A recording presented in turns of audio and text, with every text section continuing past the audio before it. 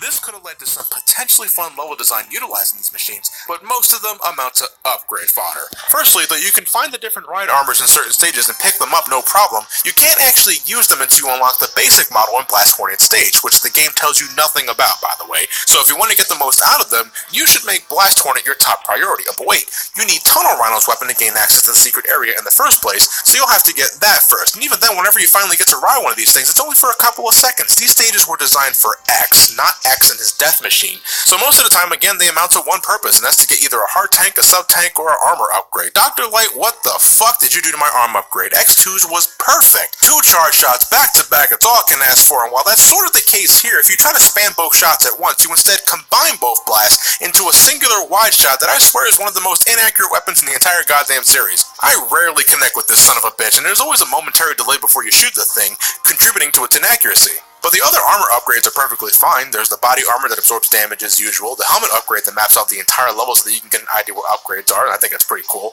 And the leg upgrade not only lets you dash in midair, but now you can also dash straight up. That's awesome, much appreciated. If you really go out of your way and explore, you can even find these special pink capsules that contain enhancement chips to further supplement your body parts, regenerating health when you stay still, which also fills up your sub-tanks, the ability to shoot nothing but charge shots with no waiting in between, you get 2 air dashes to really get going, or you can further add defenses. That's great.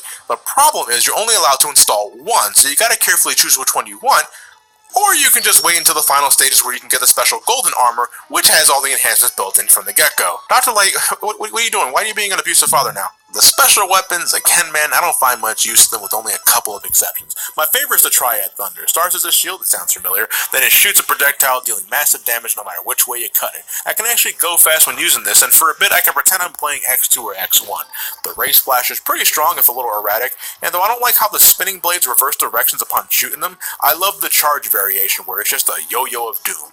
Everything else, Maverick fodder. I use them for the extra damage and nothing else. And man, when you're using the right weapons this time, these Mavericks break in half. You reset their patterns every time you strike them with their weaknesses, meaning they do nothing but jump to the left or jump to the right. Maybe they'd be more interesting if I tried to use nothing but the regular buster, but these fuckers do so much damage on contact that I'd rather just get it over with as soon as possible. It's a damned if you do, damned if you don't scenario to me. And listen, I know I've been critical up until this point, overly critical even to some of you, and I want to stress there are elements of X3 I enjoy. Again, I think some of the armor upgrades are cool, and though he's horribly limited, I love finally being able to play as Zero. The inclusion of Bit, Bite, and Vile can also lead to a couple of different pathways for replayability's sake. If you don't take these guys out with their weaknesses when you first encounter them, they survive the fight and you have to deal with them later in the final stages. In Bit and Bite's case, they combine into this thing called the God Car Machine, oh wow. And in Vile's case, he gives his ride armor some Viagra, bam, Vile Mark II. But even if you kill these guys during the first run, there's still completely different bosses for you to encounter anyway near the end, and I love and appreciate the variety. The only penalty you suffer from not killing Bit, Bite, or Vile at first is having to fight them later on, that's it. It doesn't really tie to any story elements or lead to a different ending or some other thing like that. It's a way to give me more content without getting in the way of how I typically play a Mega Man X title, unlike Mega Man X2. It's just Mega Man X3's got way more downsides, you know? We're not at the halfway point yet, but X3 is a low point for me. From its overly punishing enemy design, the repetitive soundtrack, the uninteresting boss fights, the underutilized upgrades, weapons, and ride armors, the half-assed implementation of Zero, nah.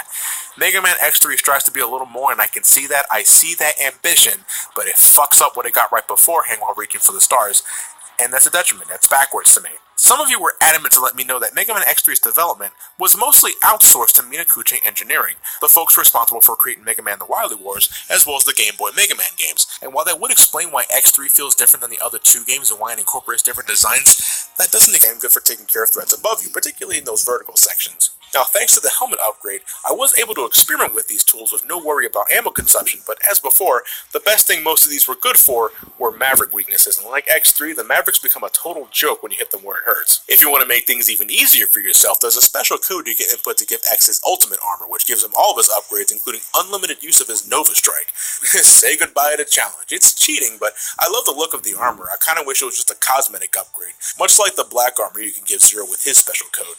But yeah, let's talk Zero now. It's his grand debut as a fully playable character. He no longer has a phobia of boss doors, and he's got a good 8 hours of sleep, so no more union breaks. Unlike X and unlike X3, Zero doesn't use a buster of any sort, at least not yet. He's all about getting up close and personal with his beam saber. This makes Zero inherently riskier to use because of this. It's not easy avoiding certain things because you have to basically hug a lot of shit. But give it a couple of stages and you'll see why I think Zero is personally the better option of the two. While X emphasizes defensive play and is generally safer because of his long-range options, Zero encourages going all out. Unleash your 3-hit combos and your jump attacks and watch as your sword shred through the opposition. There's nothing more satisfying than jumping in at the right moment and slashing through a big robot, watching it explode as I do so. Instead of getting a variety of different special weapons whenever he destroys a Maverick, Zero is instead granted a new attack for his sword, like a fiery uppercut or an icy downward stab. Or it could be a mobility upgrade, like an air dash or a straight-up double jump, since Zero also doesn't really get any armor upgrades. With the exception to Cyber Peacock's weapon, Zero's abilities don't cost any ammo. You're free to use them as often as you like. They're like special moves from Street Fighter, and when you're fully tricked out, Zero becomes a super versatile close-range fighter that is so much fun to use. I already consider myself an extremely reckless player when it comes to the X series, but now I feel I can get away with that thanks to Zero. I love going fast with this guy, and thanks to the checkpoint system refilling my health between acts, I don't have to worry much about conserving my health unless I play too recklessly.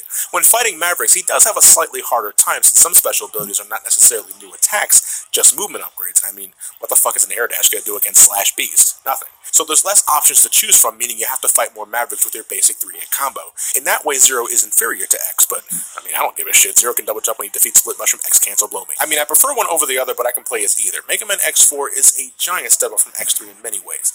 Yeah, sure, I also mean that aesthetically, but that's sort of cheating, generational upgrades and all that. It's a very safe Mega Man X game, though, since besides the inclusion of Zero, it only works off of what was good from X1 and X2. It doesn't change the formula in any major way, doesn't really have anything that gives it its own identity. Did you enjoy Mega Man X1 and 2? Mega Man X4 is more of the same with better graphics and sound. And you know what? In today's day and age where you can get it for about $5 in the PlayStation Store, that's perfectly fine. I realized that back then I sort of gave Mega Man 8 shit for being unremarkable besides the added graphical polish, and you could totally argue the same thing with Mega Man X4. But as I said, I prefer the X formula over Classic because of the additional things you can do. It is biased, I completely see that, and I agree with that, but that's honestly how I feel. X4 ranks up there as one of my favorite games in the series, and a good return to form after X3 sort of sidestepped into a ditch. Let me see, yeah, I think we're about halfway done. We have about 4 games left to look at, and an RPG. I should have mentioned that earlier. I do plan on ending this marathon with a look at Mega Man X Command Mission for the PS2. It's an awfully odd way of ending it, I realize, but it is part of the X series, so I gotta look at that. But next time we got another double header for you. We're looking at both Mega Man X5 and Mega Man X6 to cap off Mega Man X's 32-bit journey through the PlayStation 1 era. And cool thing about it, I suppose, is that by the time this video goes up, the Mega Man X Legacy Collection will be out, so I think it'd be a little fun to record X5 and X6 through those videos and see if anything, has changed for the better, for worse, who knows. We've got a lot to talk about for next time, so I hope we see you guys then and there. Thank you all for watching, have yourselves a fantastic night, and take care.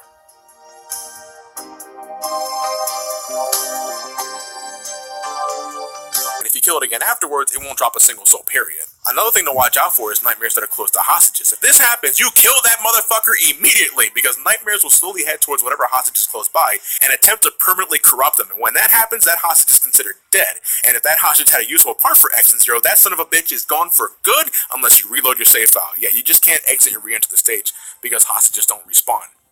With the right set of parts alongside armor upgrades, knowledge of how the nightmare system works, and let's face it, a high tolerance to pain, the game becomes somewhat bearable. And you know what? Mega Man X6 is one of those games I find some enjoyment from when I attempt to speedrun it, specifically as Zero. He's got the double jump by default now, making progression much smoother to handle compared to X. His Z-Saber can eat through a lot of enemies at once. His Z-Buster has been massively improved since X5. Seriously, it does an obnoxious amount of damage when you shoot at point-blank range. It's like a shotgun. There's even a couple of glitches I can do with the right tools, like using Rainy Turtleoid's technique on this guy to get infinite invincibility frames. Now look at me as I run through everything without taking damage, and I can also do this in Gates Fortress as well, thank fuck. For some reason I can use Shield Sheldon's guard shield to cause Zero Saber to fucking annihilate some Mavericks. I don't even need it for Rainy Turtleoid, I can just stand behind him and do this, because that's the thing you can do in this game for some baffling reason. Kinda like Sonic 06, there's something I find fun in breaking this game. That ain't an accolade for the record, that's just me being a stubborn dumbass. I can't do nearly as much as X. The best I can get is using Commander Yammark's weapon to blast through a lot at once. This is actually a pretty good weapon, but that's fucking it. I'm dead serious. I do not see the utility for the other weapons at all, if there's any to be had. I can use the Ice Block to get this one hostage. That's Alright, the charged metal anchor could potentially be good, but you're not invincible while using it, so if you get hit, the entire attack gets cancelled and it fucking sucks. For maximum comfortability, I highly recommend using the cheat code for X's ultimate armor or Zero's black armor. Zero is such a glass cannon in this game normally, and without the shock buffer part, the one that increases your defense that one of these hostages give you, I don't remember which fucking one does it, without that, Zero dies so easily. With the black armor, though, you have the shock buffer on by default, as well as a stronger Z-Saber, so you can deal more damage. I used to play Mega Man X6 with Ultimate Armor and Black Zero all the time, which is probably why I thought it wasn't so bad back in the day, but bottom line, if I have to use a cheat code to make the game more tolerable for me on a level that is still nowhere near close to the quality of X1, X2, or X4, that is a major problem, a big fucking problem. There are workarounds. In fact, another thing you can do now if you have the Legacy Collection is play with the Rookie Hunter mode turned on. For X6, the added damage reduction and slight changes to the level design makes the game a bit better, so you can totally play it that way if you want to, but it doesn't change the fact that Mega Man X6 fundamentally is a giant mess. No matter how you approach it, the level design is some of the worst in the franchise. It's got some of the most dick-headed boss fights on top of that. The Nightmare Mother High Max Round 2 is X. Gay can rot in Android. Hell, fuck what Alien thinks. The production values aren't bad as far as graphics and music go, but the Rust translation makes dialogue hella awkward to read at multiple points. I mean, I don't personally play these games for story, but that's not something I can just ignore out of preference. No way in hell I can recommend this as either a good Mega Man X game or a video game, period, when the number of better options out there far outweigh what joy you can possibly find in this one. I guess it wouldn't hurt to try it on Legacy Collection with Rookie Hunter mode turned on. I don't think anybody will hold it against you, and if they did, fuck them. This is something I think only diehards can find some semblance of joy from. I can find little nuggets here and there, but only when I'm breaking the rules. This game cheats, so I cheat back. Fuck it.